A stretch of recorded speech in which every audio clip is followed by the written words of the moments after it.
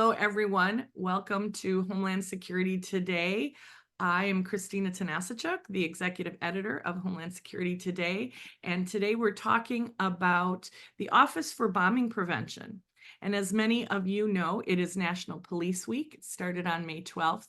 And National Police Week honors and remembers and provides peer support to law enforcement. The survivors and citizens gather and pay homage to those who gave their lives in the line of duty. So in Washington, D.C., we are undergoing a week of remembrance, and we're very, very proud to have the Office for Bombing Prevention from CISA at the Department of Homeland Security join us today. So with us is Jeff Dade, who is the acting section chief for technology integration for the Office for Bombing Prevention.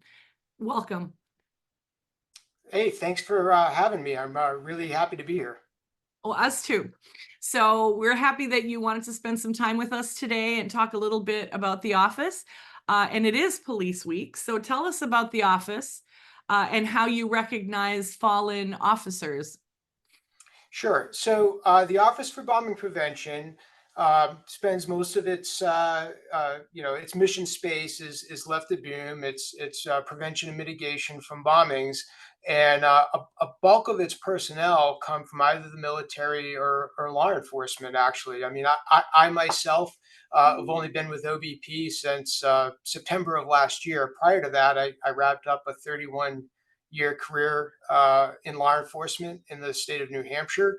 I finished off my last years as the bomb squad commander for the New Hampshire State Police, and personally sat on the National Bomb Squad Commanders Advisory Board and the Bomb Technician Memorial Fund. And so all of these things are very near and dear to me. OBP specifically for this year, there are OBP personnel.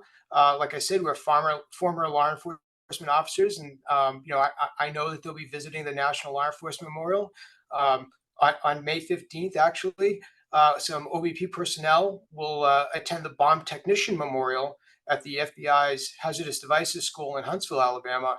And so other OBP partners in attendance will be members of the National Bomb Squad Commanders Advisory Board, the FBI, ATF, and a lot of state and local bomb technicians that would be down there for coursework or for Police Week itself.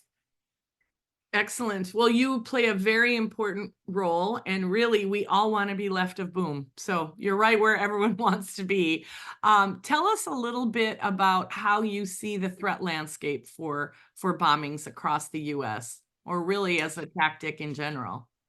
Yeah, sure. So bombing incidents in the U.S., thankfully, statistically, when you look at U.S. statistics compared to other countries, still remain infrequent. All right, and so that's a good thing. But just because they're infrequent doesn't mean that they're not happening and that the threat doesn't exist. In fact, according to the United States Bomb Data Center, the latest quarterly explosive incident report, in the last 3 months of 2023, there were 209 explosion incidents reported. And of those 209, 93 were characterized as intentional bombings. And of those 93, 29 were improvised explosive devices. And the remaining were other types, such as chemical reaction bombs, homemade explosives, and military explosives of that nature. So you just consider that in that 3 month period, this is still a problem that we face in the U.S. Most bombings are criminal in nature, not terroristic.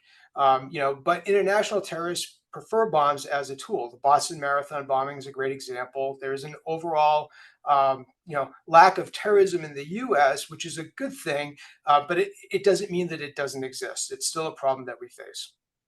Absolutely. And how are you seeing bomb scares being used as is it being used as a tactic for criminals, or is it kind of mischief? Because you see those stories on the news of, fake bomb scares being called in. Like, how are you all working with that? Yeah. So, according to FBI Uniform Crime Reporting and other statistics and data from the United States Bomb Data Center, bomb threats can have several motivations that can include thrill, but also disruption, sometimes extortion, criminal threatening. So it really runs the gamut as to what the underlying motivation is. So, there's really no limit to what the motivations are. It's become very disruptive, and that is something that OBP is very focused on. Actually, is looking for ways to help our partners manage bomb threats appropriately. And what is your tip then for the public? So when they hear about a bomb scare or they hear that there's a possible bomb, what are your tips for the public? Yeah. So, what our training branch teaches, and in my own experience, when I was back with the state police, we used to, recommend this all the time.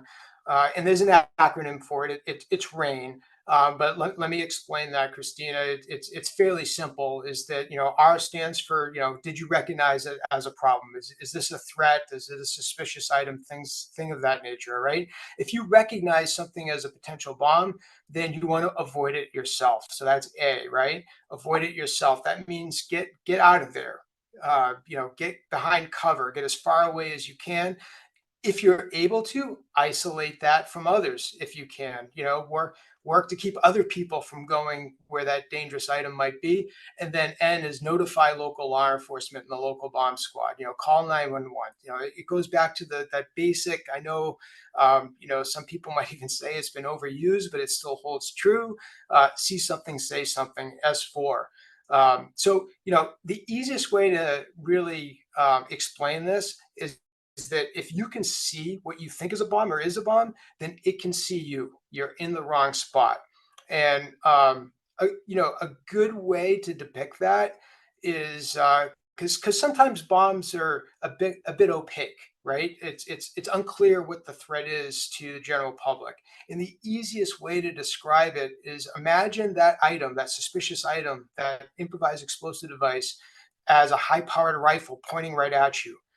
If you would normally not stand where somebody can point a high-powered rifle at you, then you're probably in the wrong spot. The same applies to an improvised explosive device. You need to get out of the way, get behind a building, find cover, get as far away from it as you can. That's great advice. And in my experience, I've been doing Homeland for 20 years, and before that, actually worked with Public Works. We had folks who were doing their jobs in Public Works and found IEDs in planters by courthouses. So it's often just a regular person who's going about their business who may find something like that. So that is great advice. And so how do you partner with local law enforcement? So, I mean, training is a big one. All right, OBP partners with the FEMA Center for Domestic Preparedness to deliver bomb prevention training to all first responders, first receivers, including law enforcement specifically, but all first responders, and trains them to keep the public and themselves safe. Other ways is through information sharing. Uh, Through OBP's Tripwire portal, um, you can, we share the latest information on the IED threat landscape, as well as provide tools for law enforcement to prevent or at least mitigate the consequences of bombings.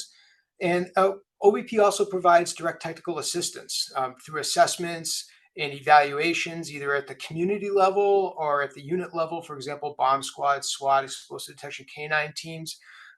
We can provide these assessments to try to identify any gaps or shortfalls, or where there are easy things that either units or communities as a whole can do in their plans or their equipping, preparedness training, to elevate their bombing prevention capacity. Yes, so you have a tremendous amount of resources online. And I think I remember that for all the big fans of HS Today in the audience who follow us all the time, they may remember we did do a webinar around Tripwire and saw those resources. So that's awesome. It is really the wave of, well, the present and future to be able to train folks online and have everybody not have to travel and come together and take all that time. So that's terrific. So how are you all participating in Police Week? Yeah. So, like I said, I know there are going to be some members that are going to be going to the National Law Enforcement Memorial. Um, you know, Me, myself, I'm going to be going to the New Hampshire Law Enforcement Memorial this week in Concord, New Hampshire, and I'll also, I'll make an effort to get over to the New Hampshire Troopers Memorial for a moment of silence and reflection, and simultaneously with that, I'm still very well connected to what's going on down at the Bomb Technician Memorial. So, I've been exchanging emails with a lot of former colleagues that are still down there in Huntsville, Alabama at the memorial, and we're talking about the ceremonies that are happening down there. So it's really just a time to reflect on those that have given the ultimate sacrifice, and make sure that those of us that are still fortunate to be here don't forget their sacrifices, and do what we can to make sure that nobody else has to pay those high costs to keep the country free. Absolutely. And have we lost bomb techs this last year? Not this last year, no. To date, there's 18 bond tax names that are on the wall, and thankfully, there's no plans to add any more names to that this year. Which we're obviously very, very thankful for. Absolutely. So, are there any new plans or developments that you'd like to share with the audience that the office is doing?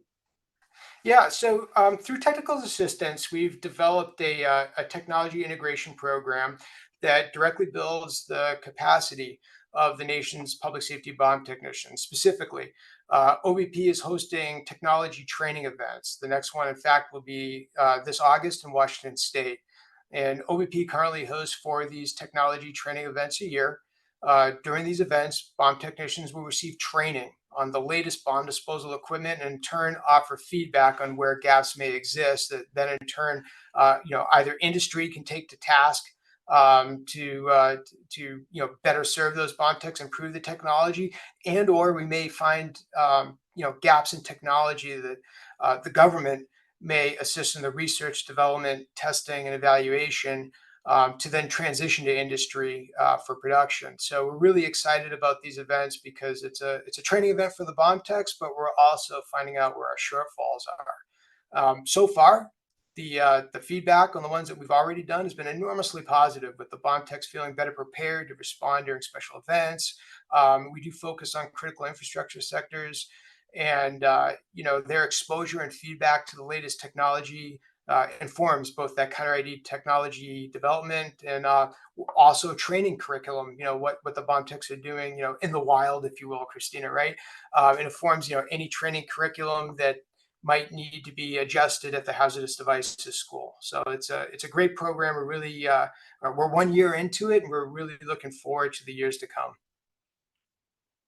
It's incredibly important to get the users' feedback on what's being produced. So that's an excellent program, and it's great. It's been going on for already a year.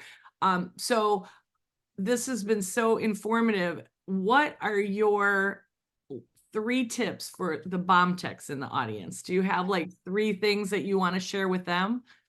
Sure. I mean, I think most bomb techs would hopefully agree with it. The hard thing is to adhere to it. All right. Is stay vigilant. You got to fight complacency.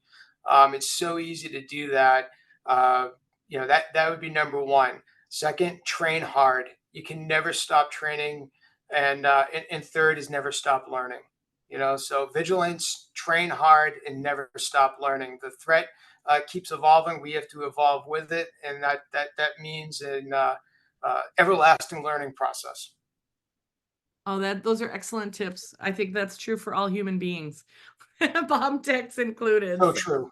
yeah, Yes. so well, we appreciate that you joined the office, and congratulations. We did hear that you've been promoted already. You hardly look like you've been in there for 30 plus years, so congratulations on I that. appreciate that. Yeah, well, again, thank you for all you do to keep the nation safe. And if there's anything HS to do today can do for you, please do let us know.